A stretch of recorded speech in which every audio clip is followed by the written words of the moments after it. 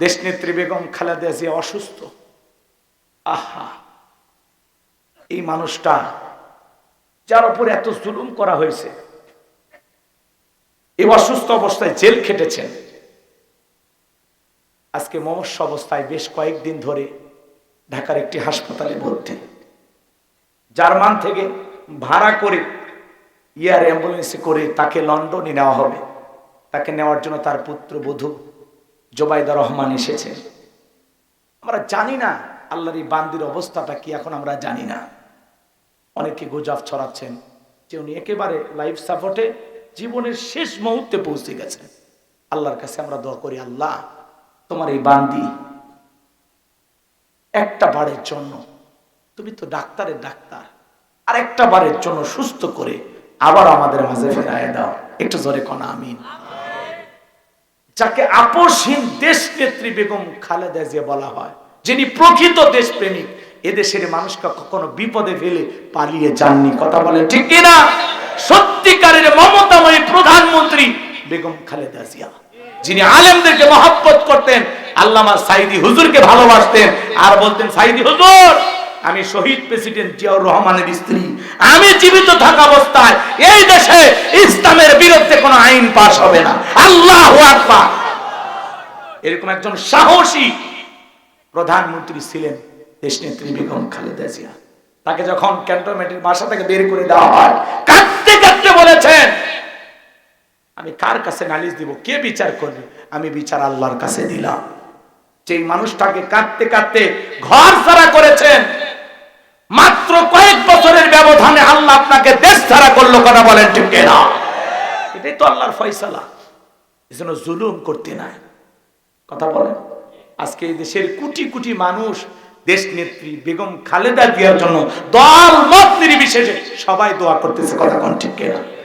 এদেশের প্রত্যেকটা মসজিদ থেকে, মাদ্রাসা থেকে তার সুস্থতা কামনায় দোয়া করা হচ্ছে। নেতা কর্মীরা দোয়া করতেছেন, দেশবাসী দোয়া করতেছেন। আল্লাহ, আমরা জানি না সে আর ফিরবে কিনা, আমি জানি না, আমাদের জানা নাই। ডাক্তাররা অনেক চেষ্টা করতেছেন।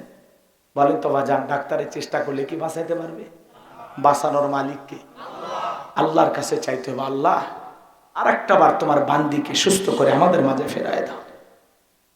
ওনার আশেপাশের মানুষেরা বলে, আমরা ম্যাডামকে কখনো নামাজ কাজা করতে দেখি নাই, তিনি নিয়মিত নামাজ পড়তেন। আল্লাহু আকবার।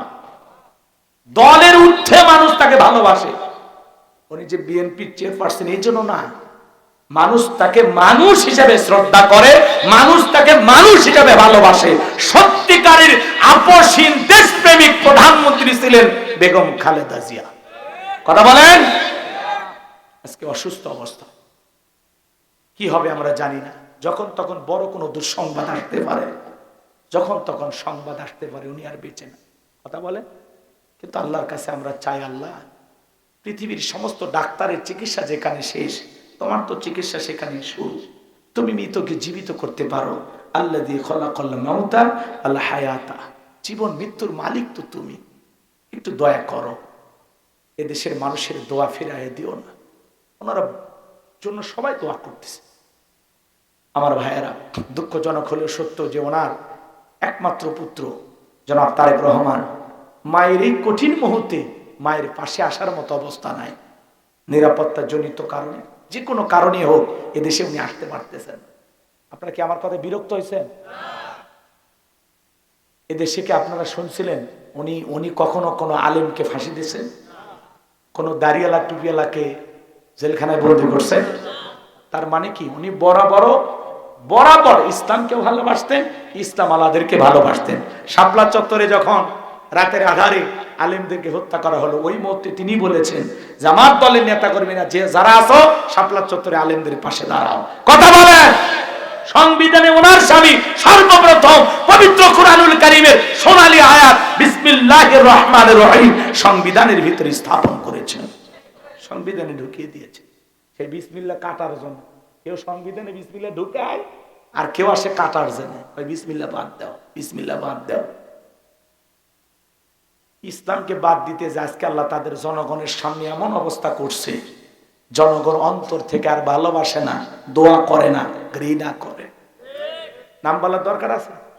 কষ্ট দেওয়ার দরকার আছে আপনাদেরকে? পালিয়ে গেছে। ক্ষমতার চেয়ার আছে, কিন্তু চেয়ারে বসা মানুষটা নাই।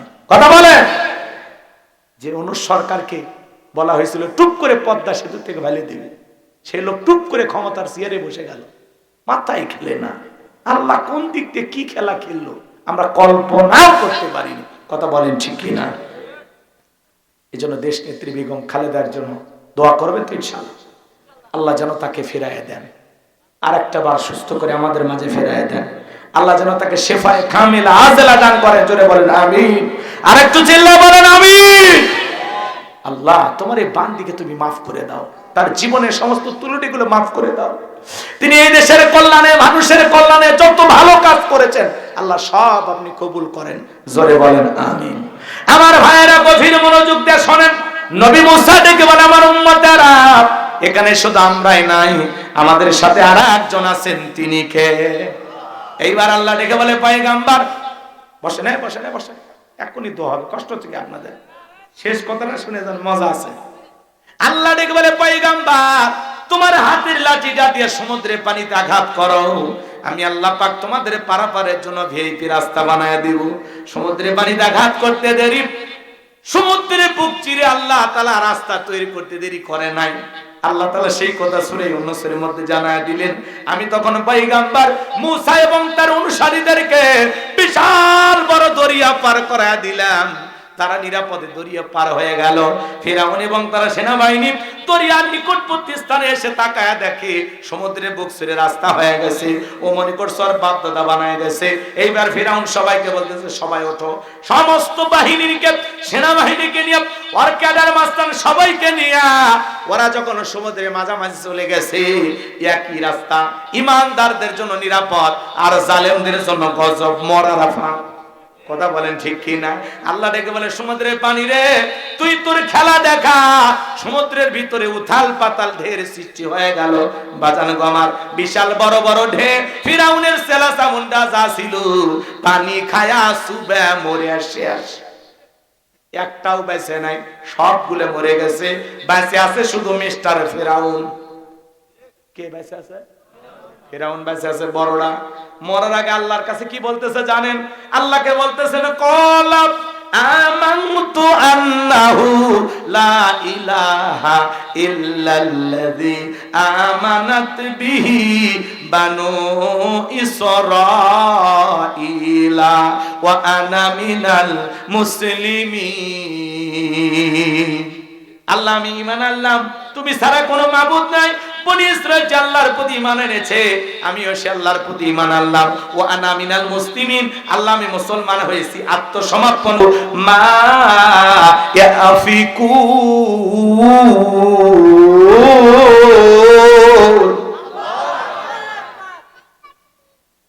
মাশাআল্লাহ, কষ্ট হচ্ছে আপনাদের? এইবার আল্লাহ বলেন, নবী মুসা তোমার হাতের লাঠিটা এবার ফেলে দাও। পয়গম্বর হাতের লাঠিটা ফেলে দিলেন, হয়ে গেল বিশাল বড় সাপ। যেই সাপের ঠোঁটটা এর নিচে, এদিক খেয়াল করেন, যে সাপের ঠোঁটটা নিচুতে আর ওপরের ঠোঁটটা 80 ফিট উঁচুতে। 80 ফিট বোঝেন? এ হা ছোট না বড়? 80 ফিট হা করছে। হা কইরাম ফিরাউনের লোকেরা যত জাদুর বান নিক্ষেপ করেছে, এক নিঃশ্বাসে সমস্ত জাদু খাইয়া দেখে বলা, ফিরাউন রে আরো কি জাদু আছে? এই দৃশ্য দেখার পরে ফিরাউনের পিছনে রাস্তা দিয়ে গরম হাওয়া বের হয়ে গেছে। ও তখন বুঝতে পারছে অবস্থা ভালো না, ওর পাতলা পায়খানা শুরু হয়ে গেছে। কথা কি বুঝতে পারতেছে? অবস্থা ভালো না। ও তখন বুঝতে পেরেছে যে মুসা এটা কি করলো। এক লাঠি নামের সাপের কাছে সব জাদু শেষ হয়ে গেল। আর জাদুকররা বুঝতে পেরেছে নবী মুসা যেটা দেখাইলো এটা দুনিয়ার কোনো জাদু না, এটা জাদুর দাদু। ডাক্তার ডাক্তার শ্রেণী, নেতা নেতা শ্রেণী, ব্যবসায়ী ব্যবসায়ীকে শ্রেণী, হুজুর হুজুরকে শ্রেণী। এক জাদুকর আর এক জাদুকরের এটা জাদু নাকি ওরা বোঝে না। তখন তারা কি করলো জানেন? সমস্ত জাদুকরের তখন কি করলো? ওয়া উলকিয়াস সাহারাতু সাজিদিন, সিজদায় মাথা নত করলেন, ঘোষণা করলেন, কালু আমান্না বিরাব্বিল আলামিন রাব্বি মুসা ওয়া হারুন। তখন তারা ঘোষণা করলেন, আমরা ঈমান আনলাম বিশ্বের রবের প্রতি, যিনি মুসা এবং হারুনের রব, মুসা এবং হারুনের প্রতিপালক। আল্লাহু আকবার। জাদুকররা যখন ইসলাম ধর্ম গ্রহণ করলো, তারা যখন কালেমা পড়ে মুসলমান হয়ে গেল, ফিরাউন তখন হুমকি দেয়া বলে, আমার অনুমতি ছাড়া ঈমান গ্রহণ করলা, শুলিতে চড়াবো, ফাঁসি দিয়ে মারবো, হাত পা কেটে নেব, তোমাদের অবস্থা খারাপ হবে, দেখে নেওয়া হবে। জালেমেরা যখন পারে না, তখন দেয় হুমকি। কথা কন, জনগণের প্রতিবাদের ভাষা পর্যন্ত ওরা কেড়ে নেয়। কথা বলে এ বাজান, গভীর মনোযোগ দিয়ে কথাগুলো শুনে যাও। এইবার তারা যখন হুমকি দিল, এইবার সমস্ত মুসলমানেরা, ইমানদার যারা এই মাত্র কালেমা পড়লো, ওরা তখন ডেকে বলে, ফিরাউনের তোর মতো জালেমের সামসামি করে মরার চাইতে ঈমান গ্রহণ করে মরাই ভালো। বলেন আল্লাহু আকবার। দলে দলে ইমানদারদের সংখ্যা বেড়ে গেল। লম্বা ইতিহাস, সংক্ষিপ্ত কথা বলে দেয়া যায়। এইবার ফাইনাল খেলা। ফিরাউন তার সাঙ্গ পাঙ্গ ক্যাডার মাস্তান নিয়ে বিশাল একটা বাহিনী নিয়ে মুসা এবং তার অনুসারীদেরকে আক্রমণ করেছেন হত্যা করার জন্য। তাদের পিছনে ধাওয়া করেছেন উম্মতেরা, এবং মুসা আলাইহিস সালাম দৌড়াইতে দৌড়াইতে দরিয়ার নিকটতম স্থানে পৌঁছে গেছে, একেবারে দরিয়ার কিনারায়। নবী মুসার উম্মতেরা ডেকে বলে, পয়গম্বর, হয় দরিয়ার পানিতে চুবে মরা লাগবে, আর না হয় ফিরাউনের সেনাবাহিনীর হাতে মরা লাগবে, এছাড়া তো আমরা রাস্তা দেখতে পাই না। পয়গম্বর মুসা নবীকে বলে, আমার উম্মতেরা, ভয় পাওয়ার কোনো কারণ নাই, এখানে শুধু আমরাই নাই, আমাদের সাথে আরেকজন আছেন। তিনি কে? জোরে কন। আল্লাহ। কে আছে? আল্লাহ। ইমানদারের সাথে থাকে কে?